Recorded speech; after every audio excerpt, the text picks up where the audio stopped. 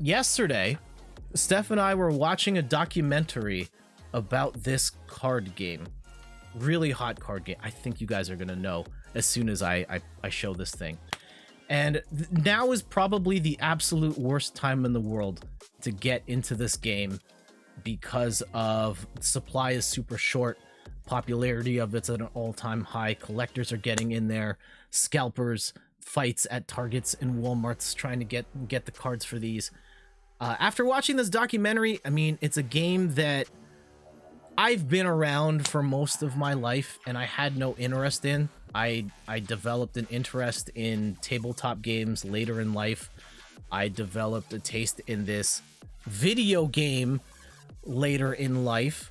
And I think after watching this documentary, I was like, you know what, Steph? Like, I kind of want to play the game to see what all the fuss is about. And I know the fuss at this point is more about collecting the super rare cards with the hollows and what have you.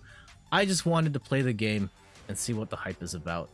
And so Steph and I yesterday picked up Pokemon TCG V Battle set. This is the Venusaur versus Blastoise set. You get 2 decks that are pre-built, and it comes with the coin you can flip and damage counters and all that stuff. And I really enjoyed the game. I mean, for those who haven't played Pokemon TCG, it's a game where you shuffle your cards and you're fighting your Pokemon and managing which Pokemon is active, which Pokemon is on the bench, and you're setting them up with energy so they can fight. And generally speaking, the weaker Pokemon, they don't do as much damage, but they're easier to get energy on versus you get your super big in this particular set. Venusaur and Blastoise, they can do insane damage, but they take a ton of time and energy to ramp up, and it's hard to get them going. So you kind of constantly have to find that balance of, you know, what works right now and how do you optimize your team in order to squeeze the most out of whatever hand you've got.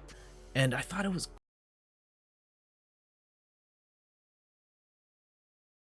okay. And Yin says, ooh, I used to play this a little online. It's so good. And I also, and it got me like, oh yeah, this is a fantastic game. I kind of want to get more into it, but I know that's a horrible rabbit hole to go down, even in a world where, you know, supplies were plentiful and prices were regular. Just the idea of like, all right, how do I build a deck?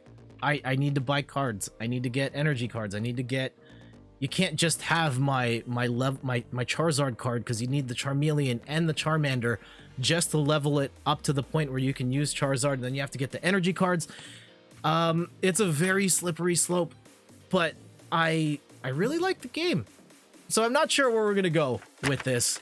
If I plan on playing this with Steph, and it's also largely dependent on how much Steph enjoys it, because she is my player too most of the time. But I'm glad to have finally tried out the Pokemon TCG, and I enjoy it.